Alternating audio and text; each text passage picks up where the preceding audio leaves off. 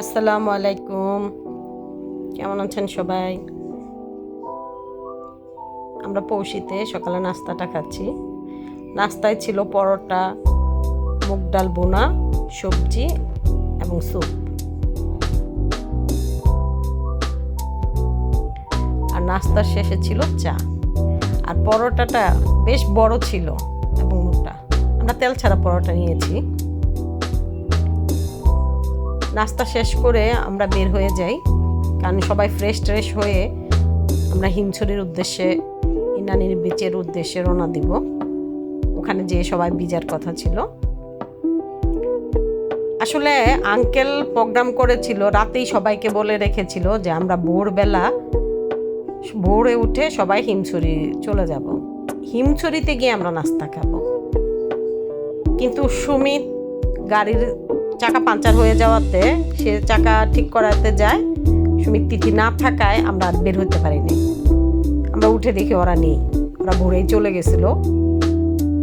তো ওদেরকে রেখে তো আর আমরা যেতে পারি না, সেই জন্য আমরা যেতে পারি নাই। তাদের আস্তে আস্তে দেরি হয়ে গেছে। আমরা যখন পৌষিতে নাস্তা করতে যাই, ওরা ওইখানে এসে আমাদের জয়েন করে। আর সেই জন্য আমরা সকালে যেতে পারি নাই। আমরা একবারে গোসল টোসল করে ফ্রেশ হয়ে তারপরে বের হই। সমুদ্র কার কার পছন্দ আমি জানি না, আমার কাছে ভীষণ প্রিয় একটা জায়গা কক্সবাজার, সমুদ্রের পার। আমার কাছে কুয়াকাটা থেকেও কক্সবাজার ভীষণ ভালো লাগে। এটা আমার ব্যক্তিগত মত। যেমন আমার আন্টির কাছে কুয়াকাটা ভীষণ ভালো লাগে, কিন্তু আমার কাছে কক্সবাজার। আন্টি সবসময় কুয়াকাটার কথা বলে আর আমি বলি কক্সবাজারের কথা। আমি কুয়াকাটাও ঘুরতে গিয়েছি, আমার কাছে মোটামুটি লাগে।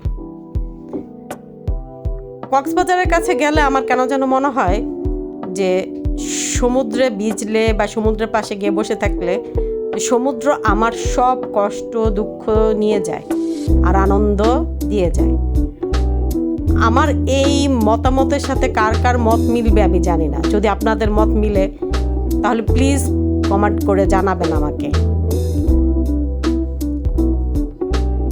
আমার ভীষণ ভালো লাগে কক্সবাজার। আমার পাহাড়ের চেয়েও সমুদ্র খুব প্রিয়। আমার ভিডিওগুলো যদি আপনাদের কাছে ভালো লাগে, আপনারা লাইক দিবেন, শেয়ার করবেন, কমেন্ট করবেন। আপনাদের এই লাইক, শেয়ার, কমেন্ট আমাকে নতুন নতুন ভিডিও তৈরি করতে উৎসাহ দিবে। আজকে এইখানেই শেষ করছি। সবাই ভালো থাকবেন। আল্লাহ হাফেজ।